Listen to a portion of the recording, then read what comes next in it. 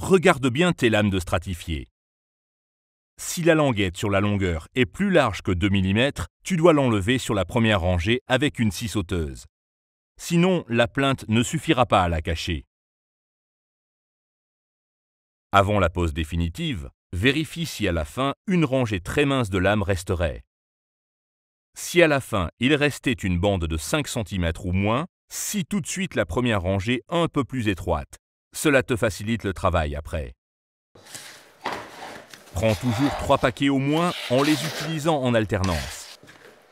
L'ensemble fini en sera plus harmonieux. Tu poses la lame numéro 1 directement le long de la bande d'écartement. Tu places la seconde lame de biais au côté court et tu la rabats vers le bas.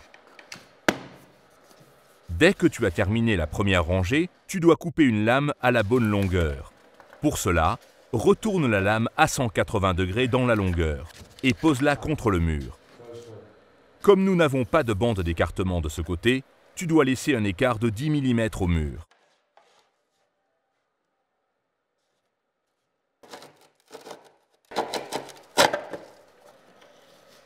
Avec la chute de la lame, tu commences la prochaine rangée.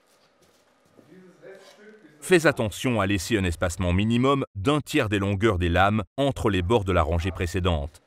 C'est le joint décalé. Tu poses entièrement la seconde rangée de lames avant de la relier à la première.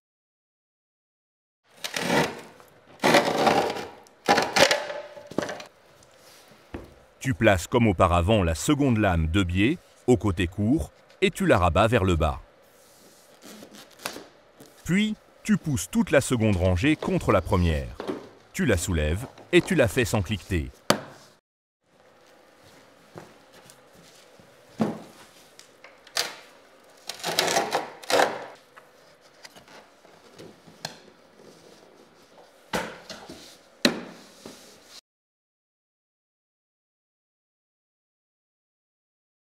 Si tes murs sont irréguliers, tu poses la lame le long du mur et tu mesures le plus grand écart au mur. Tu reportes cet écart sur une petite planche en bois, tu perces un trou adéquat, passes un crayon au travers et tu fais glisser le tout le long du mur.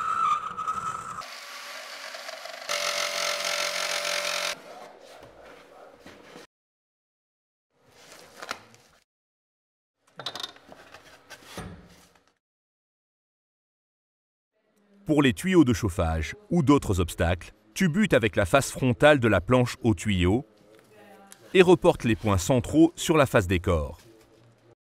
Puis, pose la lame sur l'arête et dessine là aussi au crayon à quelle hauteur sont les tuyaux.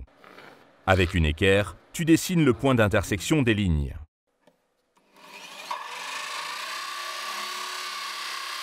Le jeu de dilatation au tuyau doit être respecté, comme avec les murs. Ton trou de perçage doit avoir les mesures du diamètre du tuyau, plus 2 × 10 mm de joint de dilatation. Pour que les tuyaux puissent traverser la lame vers le sol, tu découpes le bois avec une scie à fines dents dans l'espace le plus court. Sur les surfaces de découpe, tu appliques de la colle de parquet.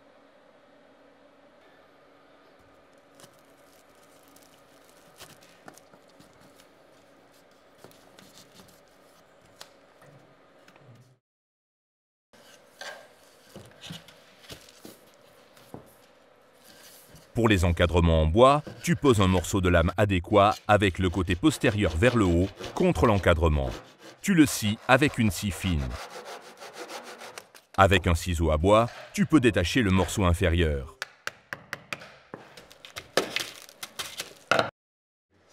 Tu marques le dernier morceau de lame de la rangée butant contre le cadre et tu le scies et le pousses sous le cadre en le reliant ainsi avec l'avant-dernier morceau de lame.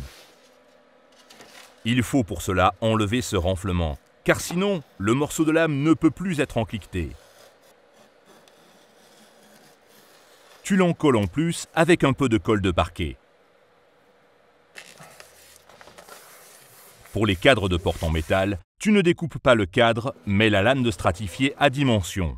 Tu dois la poser bord à bord contre le cadre et reporter l'écartement nécessaire, plus le jeu de dilatation.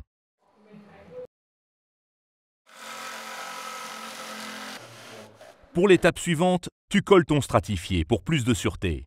Tu peux boucher proprement les joints de dilatation avec du mastic pour stratifier ou acrylique.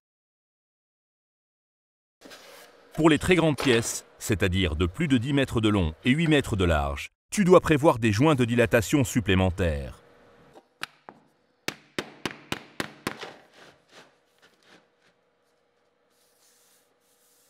Pour la dernière rangée, tu poses 2 lames l'une sur l'autre sur l'avant-dernière lame.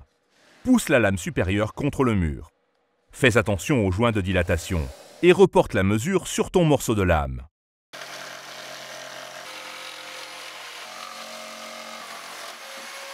Tu places le dernier rang terminé de biais contre l'arête et tu le rabats vers le bas.